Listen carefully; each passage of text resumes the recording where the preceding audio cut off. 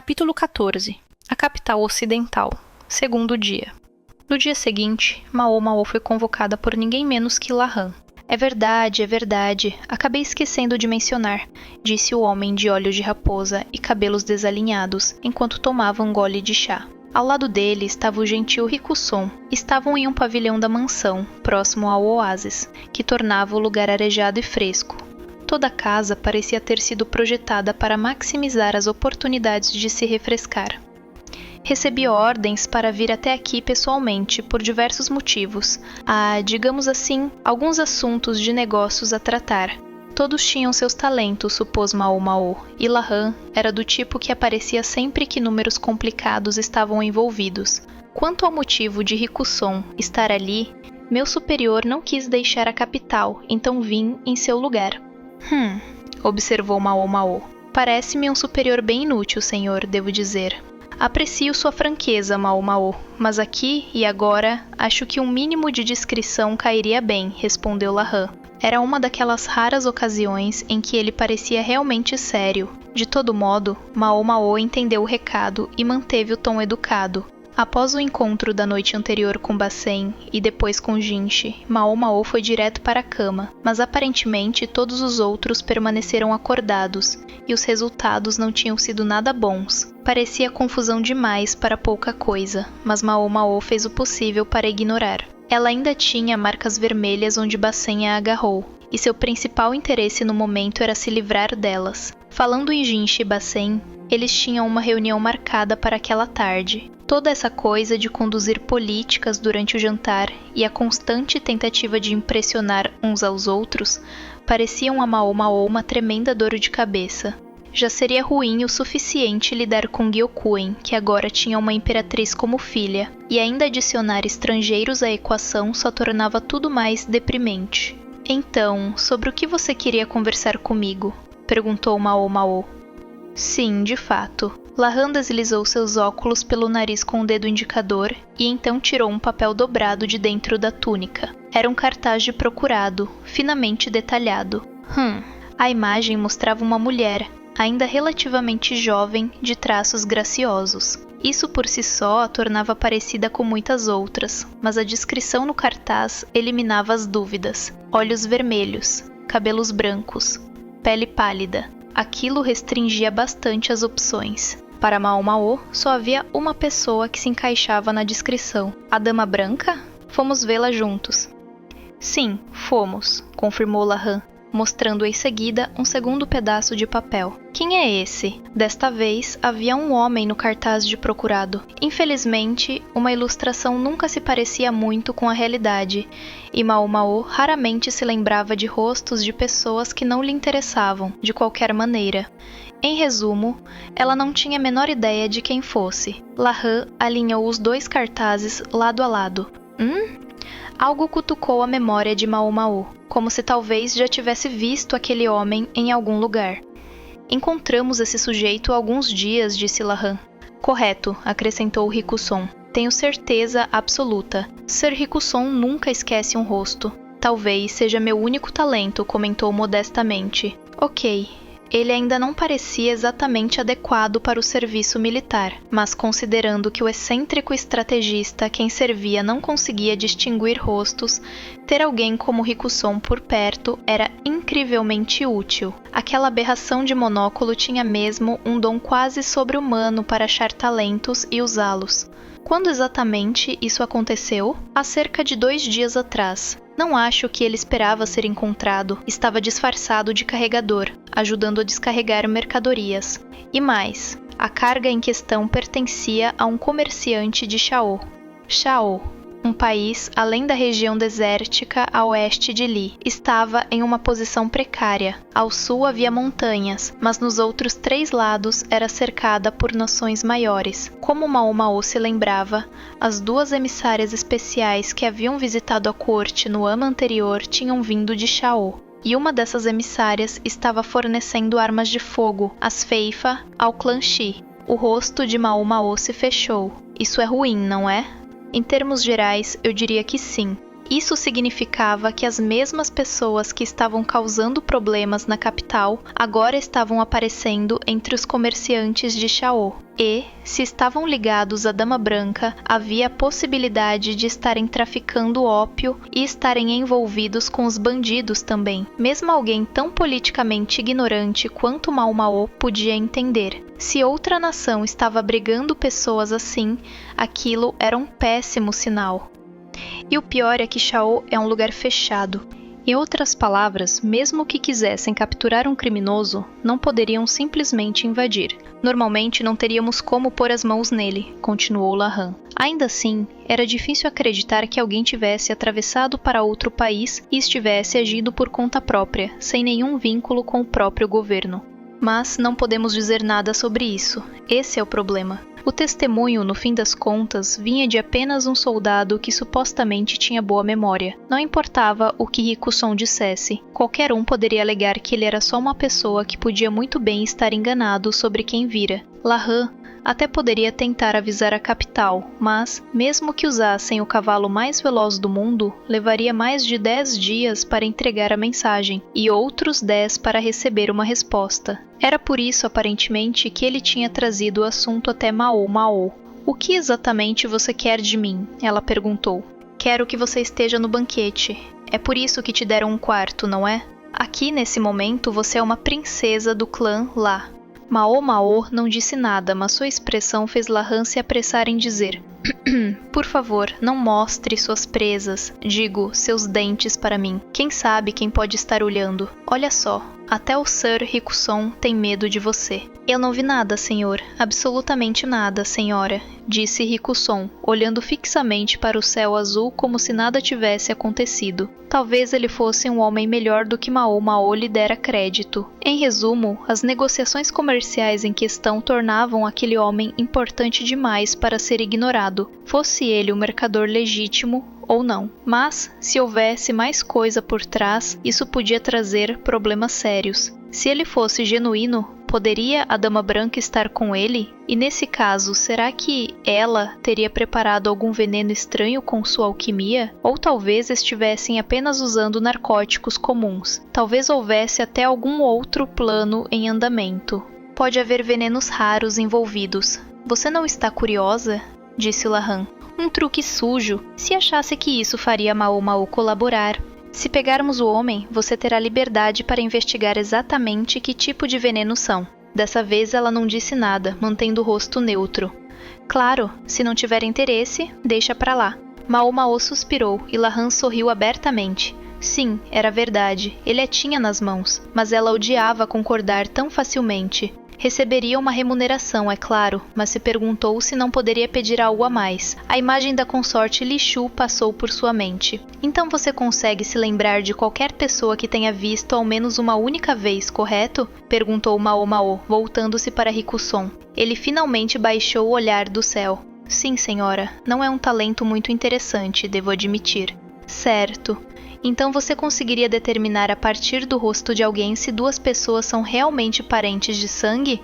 Se são pai e filho, por exemplo?" "Acho que poderia tentar," disse Rikuson. Toda criança herda alguns traços físicos dos pais, e Mao Mao tinha pensado que talvez ele fosse capaz de perceber isso, mas ele acrescentou: "Ainda assim, seria apenas a minha opinião. Sem uma boa razão concreta, dificilmente poderia ser considerado prova de algo." "Ele tem razão," interveio Lahan, recebendo um olhar atravessado de Mao Mao. "Então não há outra forma?" ela insistiu. Lahan também parecia enxergar um mundo que os outros não viam. Ela desejava poder usar isso de alguma forma. "Você acha que qualquer suposta prova que eu apresentasse seria aceita por mais alguém?" ele perguntou. Mao Mao foi forçada a concordar. Sem critérios claros e mensuráveis, não havia como estabelecer a verdade em seus julgamentos, mesmo que ele estivesse certo. Crianças podiam herdar uma série de características físicas distintas de seus pais, mas não seriam idênticas, e de qualquer forma, apenas sugeririam uma possibilidade. Se ao menos houvesse algum padrão com o qual todos pudessem concordar. "Minhas sinceras desculpas por não poder ajudar mais," disse Rikuson. "Por favor, não se preocupe com isso. Perdoe-me se estiver sendo atrevido." ele acrescentou, hesitante. Mas talvez pudesse visitar a mansão do mestre Lacan de vez em quando? Depois de uma longa pausa, Mao respondeu. Talvez eu pudesse pedir que você nunca mais mencione isso novamente. Seu rosto se contorceu em desgosto. Rickson parecia ser uma pessoa perfeitamente decente, mas não parecia entender que havia coisas que se falavam e coisas que jamais deveriam ser ditas. Minhas desculpas, disse Rickson, abaixando a cabeça em reverência. Acho melhor eu voltar ao trabalho. Então se retirou apressadamente do pavilhão. Lahan observou Mao, o rosto alternando entre várias expressões. Então você não tem interesse em ir a esse seu banquete? Sabe de uma coisa? Esqueça. Com Rickson fora dali, Mao falou de modo bem menos educado. Ah, não seja assim. Essa mercadoria com que o comerciante ocidental está lidando, você não quer um pouco? Então ele continuaria tentando suborná-la. Bem, era claro que Mao queria aquilo, mas permaneceu em silêncio, e Lahan a olhou atentamente. Ele parecia estar pensando em algo. Sabe, pensando bem, disse ele após um instante. Sim, mesmo irritada, Mao ainda manteve a voz minimamente educada. Ela deu um gole no chá que o criado havia trazido. Na noite passada, você e Serbacen, alguma coisa aconteceu? Mao teve maturidade suficiente para não cuspir o chá, mas de repente ele ficou muito amargo. Ela o engoliu o mais rápido que pôde. O que isso tinha a ver com essa conversa de pais e filhos? O mestre Bacen é um vir. Eu sei, não precisa dizer. Céus, pare com isso. Você não precisa sair contando os segredos mais embaraçosos de um homem para todo mundo que encontrar. Ele estava certo. Tinha sido uma coisa indelicada de se dizer. Mesmo que fosse algo óbvio ao olhar para Bacen, ela conseguia entender que um jovem da idade dele talvez não quisesse anunciar tal fato. Mas se isso o envergonhava tanto, bom, ela estava certa de que sua irmã Pairin seria gentil o suficiente para ensiná-lo. E, já que ela gostava de homens musculosos, por que não satisfazê-la? Você não está pensando em nada inapropriado, está? Perguntou Lahan com um sorriso de canto. Não sei do que está falando. É claro que ela não estava imaginando jogar Bacen para dentro do quarto de Pairin. Claro que não sabe. Nesse caso... Ele respirou fundo e então disse algo inimaginável. Talvez você se interesse em pedir ao irmão mais novo do imperador para plantar a semente dele na sua barriga. Por um instante, Mao pensou que ninguém a julgaria se ela jogasse o resto do chá nele. Mas, como estavam na casa de outra pessoa, conteve-se. Ainda assim, não se deu ao trabalho de responder ao comentário. Eu te conheço, você gostaria de tentar dar à luz ao menos uma vez, só pela experiência, mas não tem interesse nenhum nos filhos em si. Já eu ficaria feliz em criar o filho do irmão mais novo do imperador, e faria um bom trabalho. Enquanto isso, você poderia fazer o que quisesse, ou apenas deixar de fazer o que não quisesse. Não estou necessariamente sugerindo que você se torne formalmente a esposa dele. Só precisa haver alguns deslizes. Você dá a luz, eu ganho um herdeiro, todos ficam felizes. Então faça você mesmo, rosnou Mao. Eu faria, mas por mais que eu tente, simplesmente não consigo encontrar a parceira ideal. A parceira ideal de Lahan provavelmente era apenas a versão feminina de Jinshi, aquela que colocaria a nação de joelhos. Mulheres assim não crescem em árvores, afinal. É realmente um desperdício que ele seja o irmão mais novo do imperador, e pensar que mesmo com aquela cicatriz na bochecha, ninguém supera sua beleza. Então por que você simplesmente não arranca seu bem mais precioso e faz um transplante de útero? Plante algumas sementes em você mesmo. Você pode fazer isso? Era assustadora a sinceridade com que Lahan perguntou isso. Quando Mao respondeu que não era possível, ele olhou para o chão, claramente decepcionado. Então ele era hétero, mas aparentemente não tinha problema nenhum em lidar com questões de mudanças de sexo. Mao não compreendia seus critérios, então Jinshi estava fora de questão. Mas se alguém tivesse um filho com ele, a criança poderia herdar sua aparência. Talvez fosse isso que Lahan estava pensando. Talvez esperasse que com Mao, que tinha um rosto tão comum, como mãe, as características de Jinshi permanecessem mais proeminentes, e agora ele tentava arrumar uma desculpa para promover essa união. Um herdeiro, de fato. Ambos sabiam o que aconteceria com a criança, caso fosse uma menina. Prometo cuidar dela e criá-la por toda a minha vida, disse Lahan. Ou seja, criá-la até que pudesse torná-la sua noiva. estava no mínimo pensando a longo prazo. Naquele momento, Mao Mao poderia muito bem tê-lo taxado de pedófilo, mas talvez aquilo apenas demonstrasse a profundidade de sua devoção à beleza de Jinxi. Ela não duvidava de que ele acreditasse fielmente que uma mulher que herdasse até mesmo uma fração da aparência de Jinxi seria uma das mais belas que já existiram.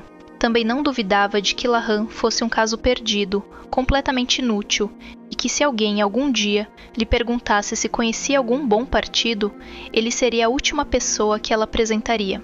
Jamais. Enfim, pense no assunto, disse ele, olhando para ela com olhos cheios de esperança. Mao Mao terminou o chá, levantou-se e saiu do pavilhão, tendo cuidado de pisar nos dedos do pé de Lahan ao passar. Quando voltou ao seu quarto, havia um alfaiate esperando. Teria sido Lahan quem o mandou? Ele já tinha algumas roupas prontas para ela e queria verificar o caimento.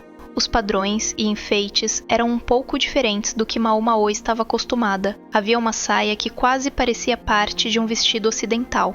Agora, senhorita, por gentileza, troque de roupa para mim.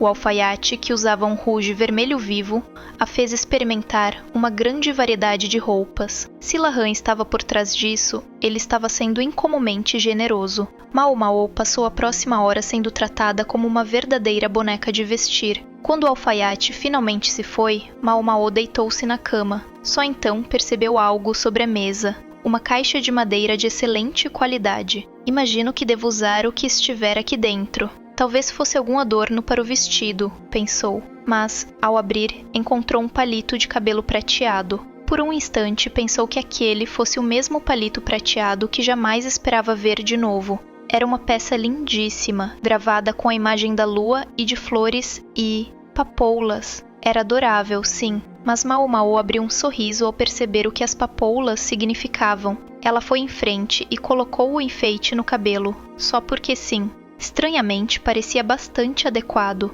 e a maneira como ela continuou a usar o acessório depois foi algo incomum para ela. Naquela noite, ocorreria o banquete no grande salão.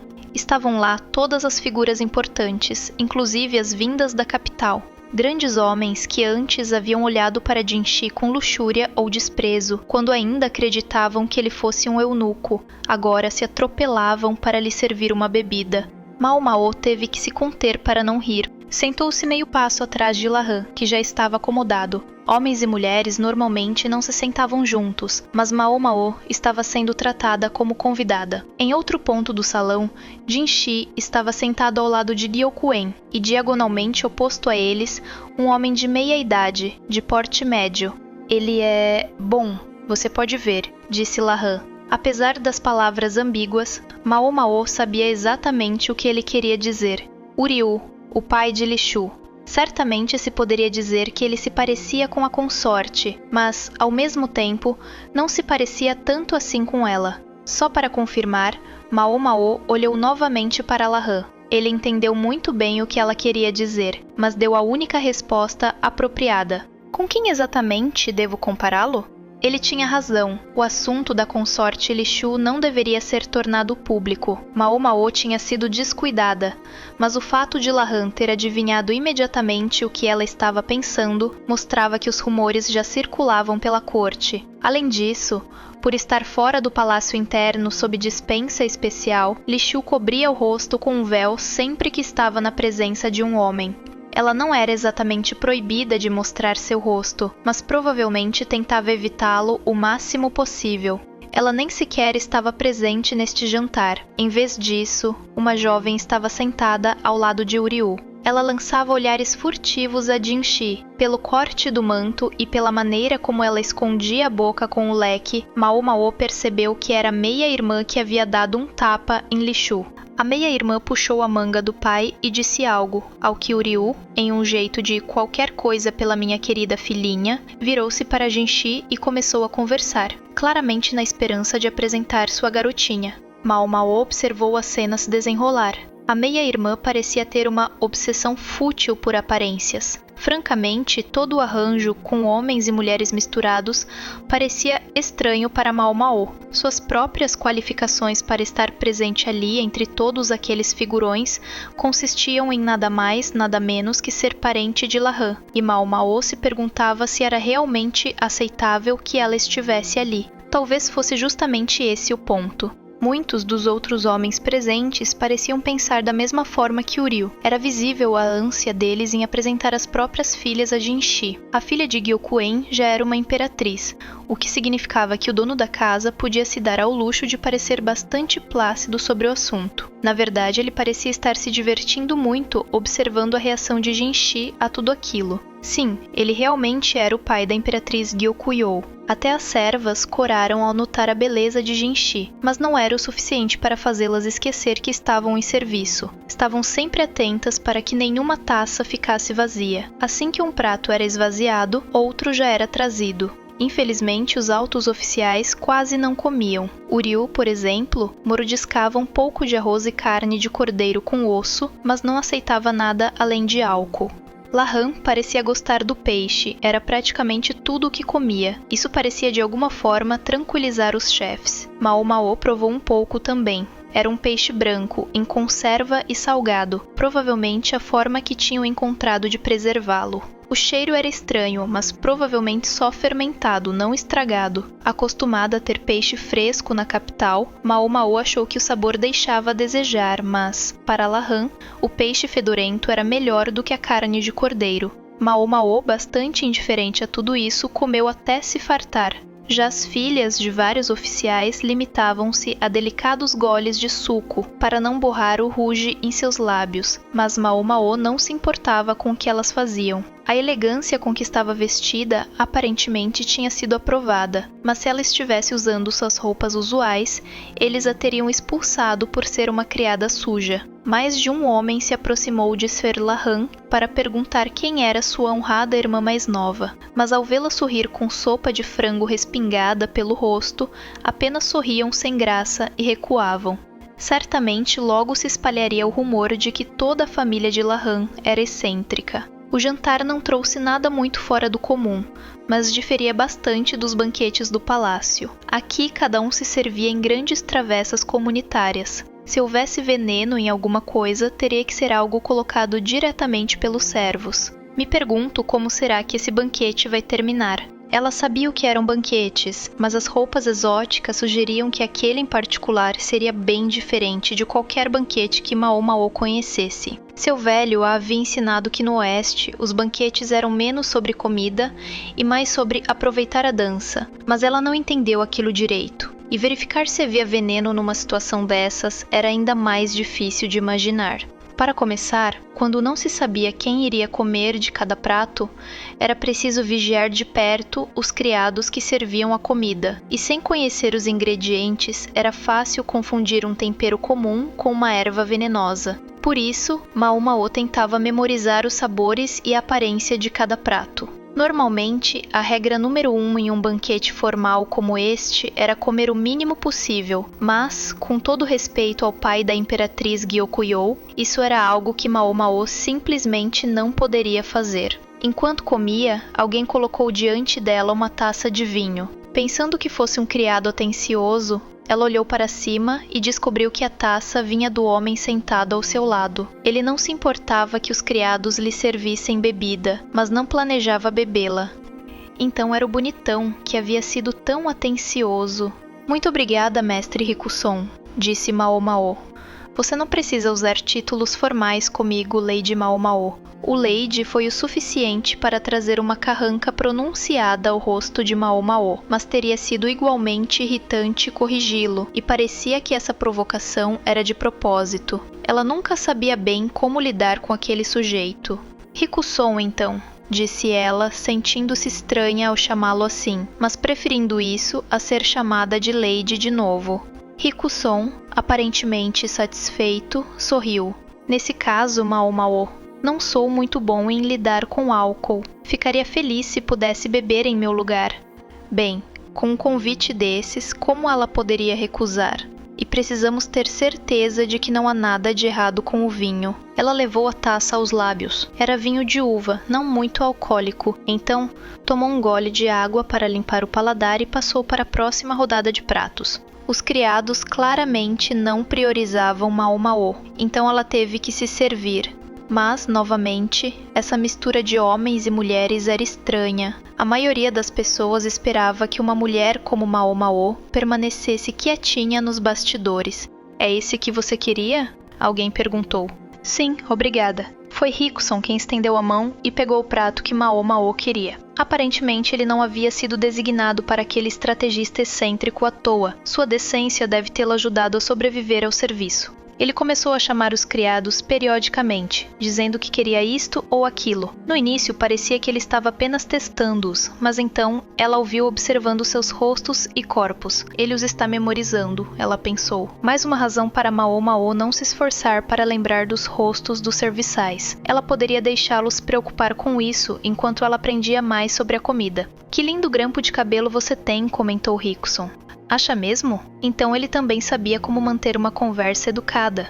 Mao-Mao lembrou-se de que ainda estava usando o palito de cabelo da requintada caixa de madeira. Não era extravagante, mas até mesmo um olhar destreinado podia perceber que era de excelente qualidade. Mao-Mao havia notado algumas jovens mais bem nascidas lançando olhares ao seu cabelo durante a noite, e agora ela entendia o porquê. Posso vendê-lo mais tarde, pensou ela. Quase no mesmo instante, houve um estrondo de louça quebrando. Ela olhou na direção do som e descobriu uma serva apavorada enquanto Uriel erguia a mão no ar. Eu disse que não quero, Uriel gritava. Me desculpe. A criada começou a recolher os cacos, ainda visivelmente apavorada. Aparentemente, o prato tinha quicado no chão e se espatifado contra a parede, espalhando o conteúdo por toda parte. Que desperdício! Mao-Mao entendia. Os chefes haviam se esforçado para preparar aquele peixe, e provavelmente a criada só queria garantir que ele seria comido, mas ainda assim foi um pouco audacioso demais da parte dela.